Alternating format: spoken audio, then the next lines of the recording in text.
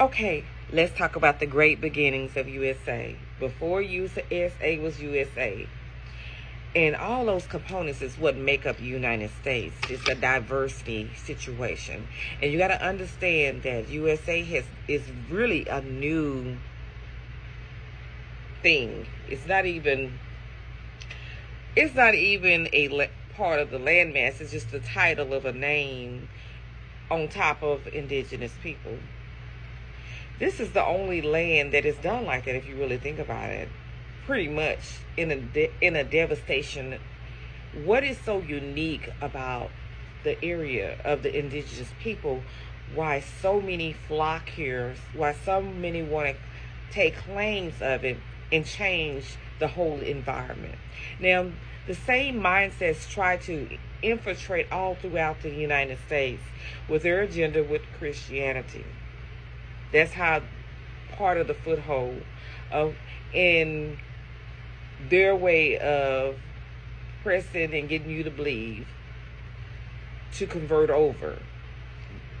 Really, that is the beginning. It's like suppressing and making you think that spirituality does not play a part, which it really does, because it's what separates you from being who you are as an indigenous person versus being colonized to the whole totality.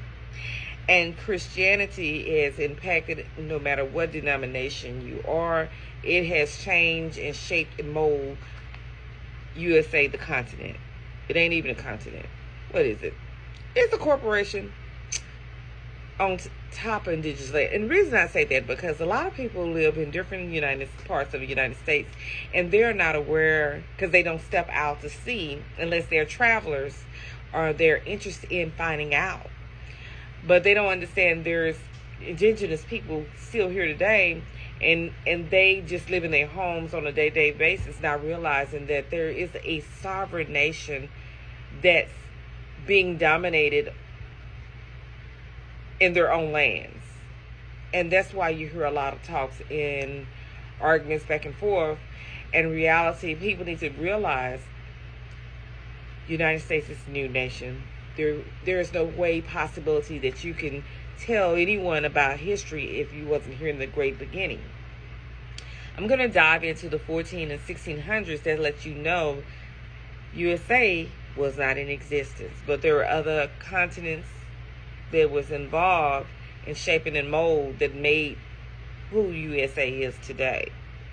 And some had stronger impacts because of their ties or close-knit influence on changing America, what we known as USA today. So hopefully the information that I've provided help you, because a lot of this history is left out. You may get bits and pieces. We know about Plymouth. Everybody know about Plymouth. They'll just touch little small sentences, but they don't dive deep into it. And the only way you know is if you decide to expand your knowledge and go to school and learn about all that has happened. Where that means a lot of history, a lot of courses, and to be able to grasp the understanding why you exist, what is going on, why you're here, how you came here, or if you were already here.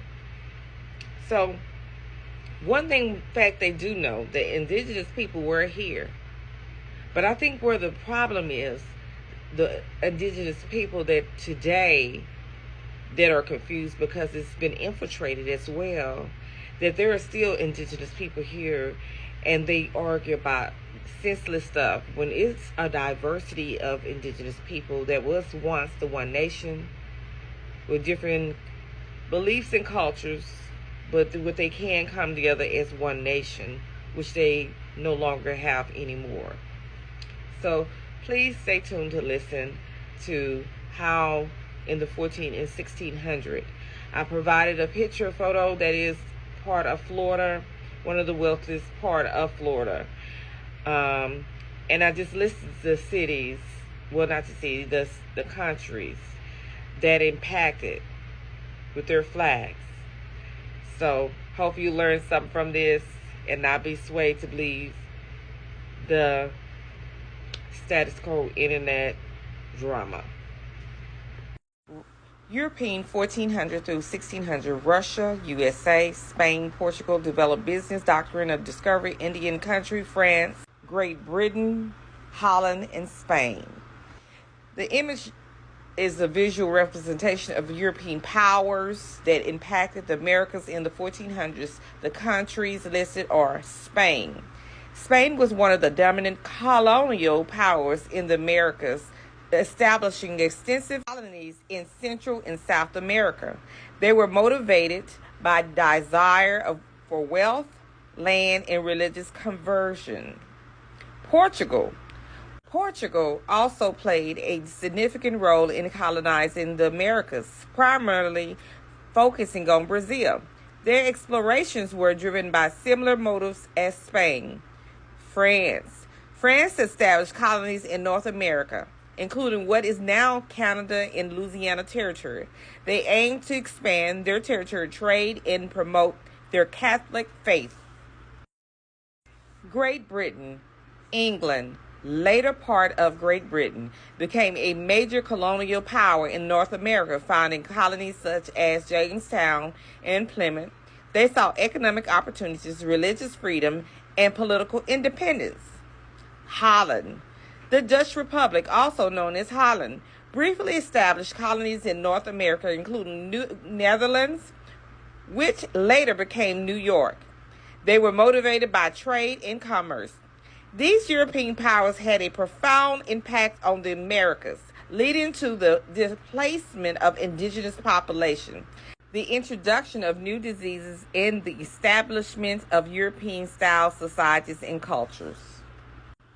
Russia did not significantly impact the Americas during the 1400s and 1600s. While Russia was expanding its territory eastward in Asia, it was primarily focused on Siberia and the Far East. It wasn't until the 1800s that Russia began to have a more direct influence in North America, particularly in Alaska.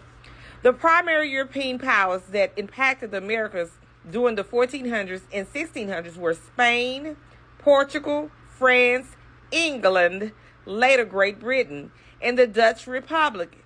These countries established colonies, traded with indigenous people, and introduced European diseases and cultures to the Americas. The United States did not exist.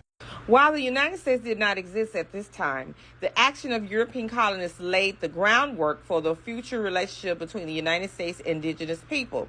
The legacy of European colonization continues to have significant consequences for indigenous communities in the United States today. While the United States didn't exist as a nation during the 14th through the 1600s, Africa's influence on the future of the country was significant.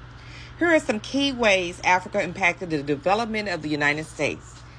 The Atlantic slave trade. The force of migration of millions of Africans to the Americas during the transatlantic slave trade had a profound impact on the social, economic, and cultural development of the United States. Enslaved Africans brought their traditions, language, and skills to the New World, contributing to the unique cultural tapestry of the nation. Raw material. Africa was a source of valuable raw materials such as gold, ivory, and spices that were highly sought after by European powers. These resources played a role in fueling European exploration and colonization, which ultimately led to the establishment of the United States. 3.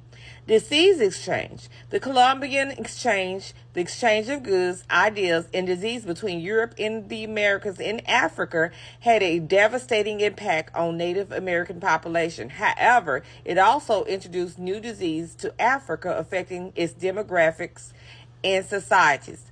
Global trade networks. Number 4. After Africa was a key part of global trade networks connecting Europe, Asia, and the Americas, this interconnectedness helped to shape the economics, and political landscape of the world, including the future of the United States. While the United States didn't exist as a nation during this period, Africa's influence on the people and culture that would eventually form the country was profound. The legacy of the transatlantic slave trade, the exchange of goods and ideas in Africa's role in global trade networks continue to shape the United States today. The European struggles with diseases were primarily due to their lack of exposure to certain pathogens. Here's a breakdown. Geographic isolation. Europe had been relatively isolated from other regions from millennia, leading to a limited exposure to diseases that were prevalent elsewhere. This meant that European population had not developed immunity to many of these diseases. Domestication of animals. The domestication of animals, particularly livestock, brought Europeans into close contact with animals that carried diseases. The exposure led to the development of immunity to some diseases, but also made them susceptible to others. Urbanization, the growth of cities in Europe, especially during the Middle Ages, created crowded and unsanitary conditions that were ideal for the spread of diseases. Lack of understanding of disease. Before the development of modern medicine, Europeans had limited understanding of the causes and spread of diseases. This made it difficult to prevent and treat them effectively. When Europeans began exploring the colonizing other parts of the world, they brought their diseases with them.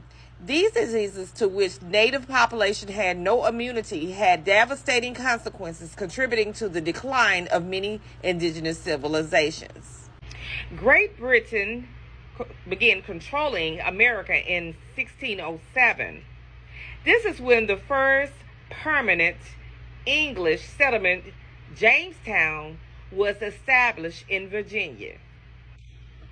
July the 4th, 1776, United States of America declared independence from Great Britain. However, it took several years of fighting the Revolutionary War before the independence was formally recognized by Britain in the Treaty of Paris in 1783. In the Treaty of Paris, 1783, Britain recognized the United States as an independent nation.